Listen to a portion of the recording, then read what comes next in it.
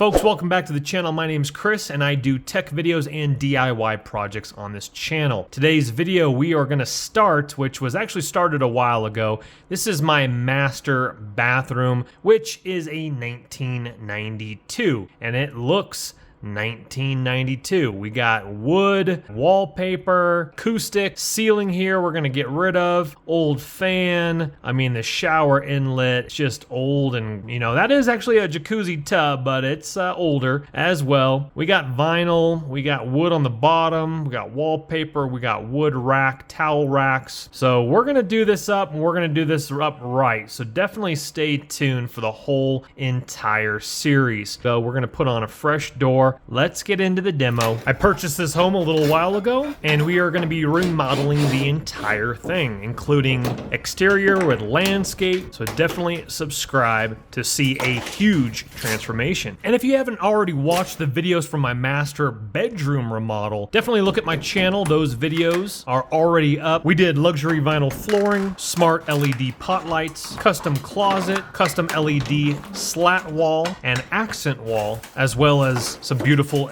design and IKEA upcycling as well. So definitely check out the channel.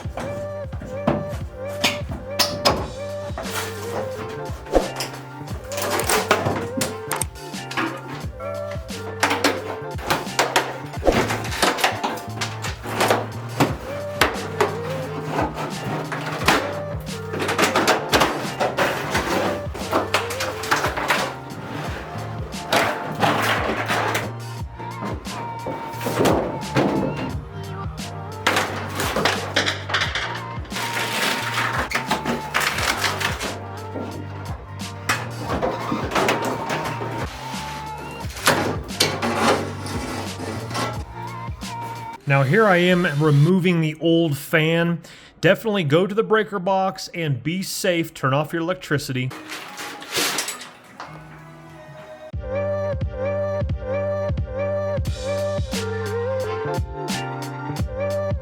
Alrighty, since I last left you, we still have the original vanity, original toilet, original vinyl, original bathtub, but we are going to be gutting it even further now. So what we're going to do now is we're going to remove the bathtub, but I'm not going to mess it all up. It's actually a jacuzzi soaking tub. It's a little dated, but it's still very nice. So I'm actually going to take that apart carefully and donate that to Restore, which is a Christian organization, kind of like a Goodwill of Home Depot. Okay, so we have this 1x4, 2x4, whatever that piece of wood is there that's kind of framed this jacuzzi tub in here. All these other pieces came off very easily. I don't even know if that was liquid nails or not, with the original wallpaper on the back of it. So now we have this right here. What I'm going to do is I'm going to use cutters very carefully. I'd go ahead and find the knobs and turn off the water. You want to be careful because the pipes are literally right behind here and the shower head here. Oh, by the way, we still have our fan removed and capped for safety. So we're going to go ahead and cut on in. Should be very easy to dismantle the tub. All I'm seeing is screws into the studs, and I don't think that's even cement board back there.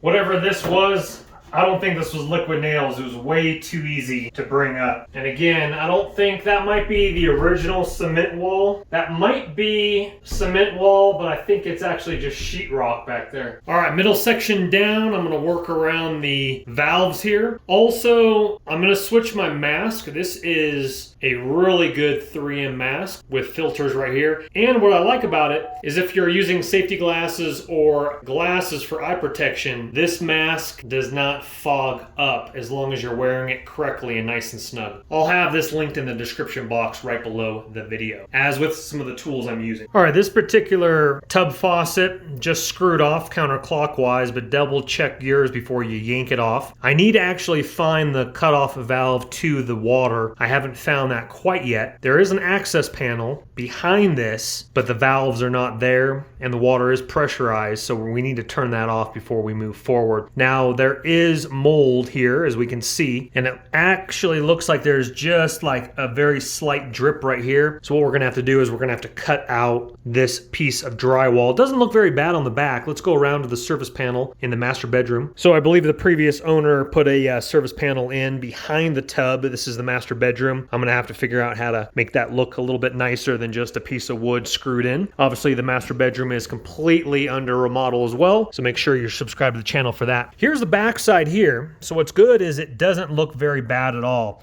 meaning that there's not like nasty mold spores or anything like that back here. I am wearing my mold M3 mask though. You can see a little bit of mold right there, but it could be a lot worse. Praise the Lord it's not. Let's go ahead and look back over here. Looks pretty good there. Again, I don't see the shutoff valves for these. Here is your 3 valves here.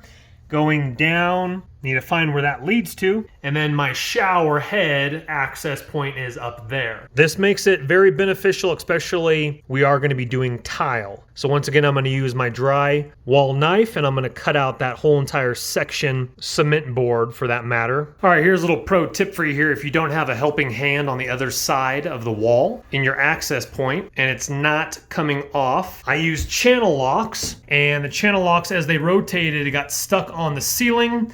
I went around the other side, was able to loosen the bolt, and now that pulls straight out, and it sounds like I lost the backing, but again, no worries about that. I'll pick up the backing when I go to the other side. What I always like to do is I always like to keep the old fittings just in case there's any parts I need off of them, but I plan to do a nice rain shower with my freestanding tub. Move the drywall. I like to clean as I go just to prevent less dust. I have a trash bag right next to me. I just pile the stuff in. And not to mention, with the drywall off, I wanted to do that anyway because I think what I'm gonna do here is I'm gonna take away this framed out shower. Not that big of a deal. I just don't know if I want this transition with tile because I'm gonna do the tile there. Rain shower, I should say, coming down from the ceiling with the freestanding tub here. So let me show you. We're gonna go a little bit closer here. So it looks like someone has and frame that in, frame the top in so that the tub would fit flush. See, this board right here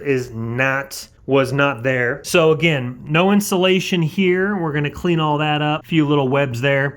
Unfortunately, this line, it looks like it's going through there, not going through there. So I could cut the power, detach it, drill a hole, we'll go through that. I also want to make sure that my plumbing with my new faucet, and I'll probably have to get rid of that board. That's a moldy board right there as well. So I definitely want to get rid of this guy. So before I rip it all down, I want to make sure my new nozzles and attachments, and I'll go PEX piping as well. I have some extra. They've painted that one for hot. Alrighty. We have our vanity here. We need to move out. I've already removed everything off the top. It's dirty, I'm sorry, but we're gonna make this look beautiful. Okay, first and foremost, you wanna shut off your water because we will be detaching the pipes as well. Piping isn't bad.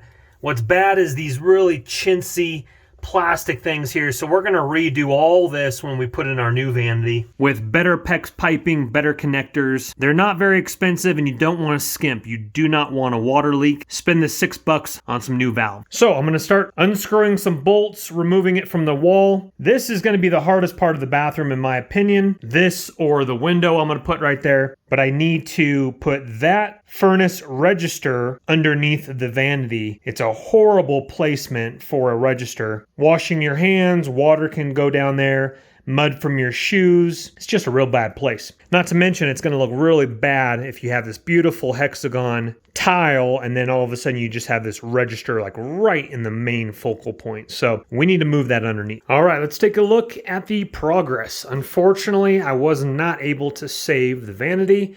It was very cheaply made anyway. So that is being recycled. I have my plumbing pipes right here, and you're like, what in the world, Chris, what happened to your bathroom? Well, make a long story short, as I was removing the vanity, I couldn't remove a couple screws. So as I was pulling it out, a big chunk of sheetrock came out because it's only like super thin. I'm gonna thicken that up as well. Anyway, looked on the back of it and I was like, oh no, you guessed it. Mold, ladies and gentlemen. This piece of drywall connecting to my furnace, you're literally looking at my furnace right there. That had mold on it, backside of the bathroom. So the previous owner, something must have happened with a water leak. So I need to do a little bit more of a deep dive to make sure it was just that and it's not going down into the subflooring area. When you're in a situation like that, leave your door open. I got my air purifier right there.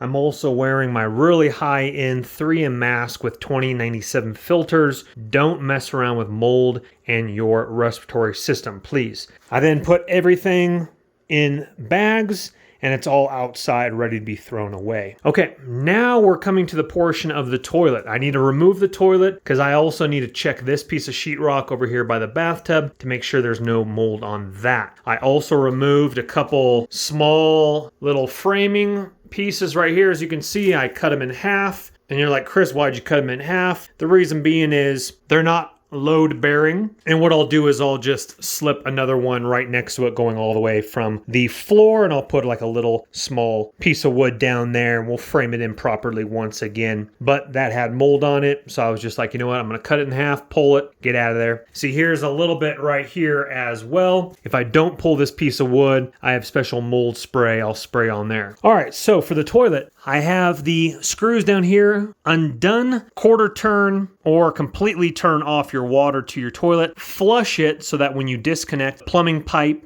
you don't have your whole tank coming out just in case you accidentally hit the knob. So flush it after you turn off the water. That means all the water goes down into the sewer. And then if you want to make it a little bit lighter for yourself, there's a couple screws right there on each side. That will disconnect the top tank from this right here. And you can donate this, give it away, put it on your curb for someone else to grab. It's actually a decent toilet. I really like it. So now something that we need to discuss and something that's a big tip for you guys. If you guys can see my puppy down here, she's my little helper right here. This is Bria. Mwah. Love you, baby. I just don't want her to be near the insulation, so we need her to shove on out. We need you to shove on out. You're the baby. Yeah, keep your pets away from insulation. Make sure they're not chewing on it. Block off your room. So this is drywall. This place was built in 1992. As you can see, the insulation, there was a big nasty jacuzzi tub like we've already seen in the demo video. We still need to demo some of these pipes and cap it off and get rid of that. I'm waiting for my controls, my shower controls to come and my freestanding tub faucet to come as well. But I want to discuss this because, again, 1992, this is an exterior wall, so the outside is right behind this. So I have an Anderson window that's going to go right up here, and we're of course going to be showing you that this video series. But this is an exterior wall, meaning the outside is right behind here. Now you might want to check your coding. I'm in Colorado, I'm just going to do it anyway. A vapor barrier is really inexpensive. It's just plastic sheathing. You can pick it up at your big box store. I'll try to link it in the description box below as well. I'm going to be picking up a little bit more high end. They make them in like 3 mil, 6 mil. I'm going to go with 6 mil. And what you do, we're going to show you how to install that, but this drywall needs to come down. Now I'm not just going to be ripping this off because I might need to patch up some other areas in the house. We are in a complete remodel. So a good piece of drywall, I mean, that's going to be 12, 13 bucks, you know, might as well save some money. So I'm going to pull this down gently and I'm going to put a vapor barrier between the backer board, and we're going to put that vapor barrier right over the insulation and wood. We're going to staple it in. If you have seams, you're going to use a moisture tape, a vapor barrier tape, to seal those seams. So what I'm getting at here is we need to do a little bit more demo. I thought I was done. And we're also going to be pulling off this drywall as well. This will be tiled. This will be tiled because there's going to be a freestanding tub, shower here. And so this is going to be replaced with backerboard tile, backerboard tile, backerboard tile, Schluter by Dietra on the floor. And in this video series, we're going to be talking about why I went that direction. We got our PEX plumbing right here. We're going to be doing a lot of awesome things. All right, drywall is completely off. This drywall is off as well. And if you notice, this is a little thinner. I actually took out this little frame that the previous owner had for that old jacuzzi tub. Besides that, if the camera's picking it up, I'm gonna go ahead and replace this drywall right here. It has wallpaper on it. I'd have to do a skim coat anyway. Not gonna be that big of a hassle. Pull that off as well. Stick on mold resistant drywall. This is just one full sheet. I'll do it on this little piece as well right here, just to button down the hatches as well. We will now be going into plumbing and venting. I need to move that vent over so I can put my window in. Again, we're going to cap that off. We're going to do all new PEX. We're going to trick this place out. Check out links for the products I use. And some of those products that I'm going to recommend highly